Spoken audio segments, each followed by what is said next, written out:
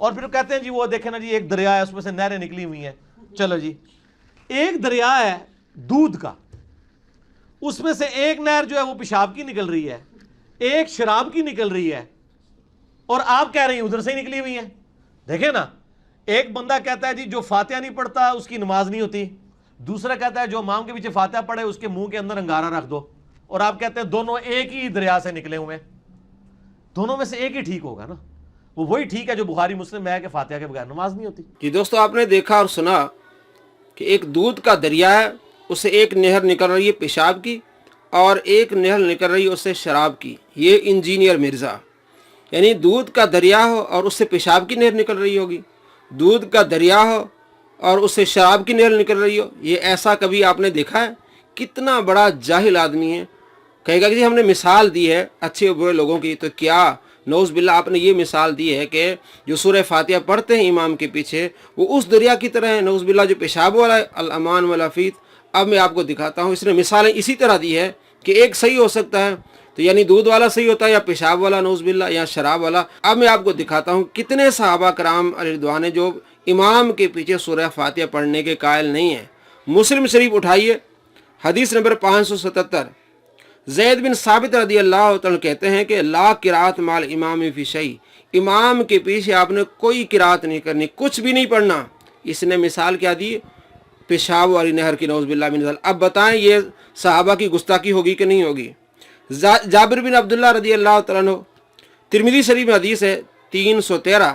آپ فرماتے جب امام کے پیچھے ہو تو آپ نے کچھ نہیں پڑھنا, فاتحہ بھی نہیں پڑھنی, کچھ نہیں پڑھنا. عبداللہ بن عمر رضی اللہ تعالیٰ عنہ, موطا امام مالک میں گولڈن چین ہے, مالک نافع عبداللہ بن عمر. عبداللہ بن عمر سے پوچھا گیا کہ امام کے پیچھے کچھ پڑھنا ہے کہ نہیں پڑھنا؟ آپ نے فرمایا کچھ بھی نہیں پڑھنا, اور بلکہ آپ کا عمل یہ تھا کہ امام کے پیچھے آپ کچھ نہیں پڑھتے تھے. اس نے مثال کیا دی؟ نعوذ باللہ پیشاب کی مثال دی. تو کیا یہ صحابہ کا گستاخ ہے کہ نہیں ہے؟ کس طرح کی گستاخی کر رہا ہے, کس طرح کی مثال دے رہا ہے. اور جو کہہ رہا ہے کہ بخاری مسلم میں, وہ ٹھیک آپ دکھا دیں بخاری مسلم میں کہ کون سی حدیث ہے بخاری مسلم میں جس میں آپ صلی اللہ تعالیٰ علیہ وآلہ وسلم نے یہ ارشاد فرمایا کہ امام کے پیچھے آپ نے قرات کرنی ہے؟ کوئی حدیث آپ کو نہیں ملے گی. ایک حدیث ہے حضرت ابو ہریرہ سے 395 نمبر حدیث, وہ انہوں نے بھی یہ کہا فی نفسی کا, سرکار نے فرمایا فاتحہ کے بغیر نماز نہیں ہوگی. تو حضرت ابو ہریرہ رضی اللہ تعالیٰ سے پوچھا گیا کہ ہم امام کے پیچھے ہوتے ہیں پھر کیا کریں؟ فرمایا فی نفسی کا, اپنے جی میں پڑھ لیا کرو. اور اس کی تفصیل دوسری حدیث میں آتی ہے, وہ بھی مسلم شریف کی ہے 404 نمبر حدیث, کہ امام مسلم فرماتے کہ حدیث صحیح ہے. ان سے پوچھا گیا کہ حضرت ابو ہریرہ رضی اللہ تعالیٰ سے روایت ہے کہ امام کے پیچھے قرات نہیں کرنی, کیا یہ حدیث صحیح؟ آپ نے فرمایا حدیث صحیح ہے. اور 403 نمبر حدیث ہے, اور دوسرا نمبر اس کا ہے 904 نمبر. حضرت ابو موسیٰ اشعری رضی اللہ تعالیٰ نماز پڑھاتے ہیں مسلم شریف میں کہ آپ صلی اللہ تعالیٰ علیہ وآلہ وسلم ارشاد فرمایا جب امام کی قرات سنو تو خاموش رہو. نسائی میں حضرت ابو ہریرہ رضی اللہ تعالیٰ سے روایت ہے 922. آپ صلی اللہ تعالیٰ علیہ وآلہ وسلم ارشاد فرمایا امام کی اقتدا کی جاتی ہے جب وہ تلاوت کرے تم خاموش رہو اور اس کی تلاوت کو سنو. اور اس کے علاوہ ابن ماجہ میں حدیث ہے کہ آپ صلی اللہ تعالیٰ علیہ وآلہ وسلم نے ارشاد فرمایا امام کی قرات مقتدی کی قرات ہے.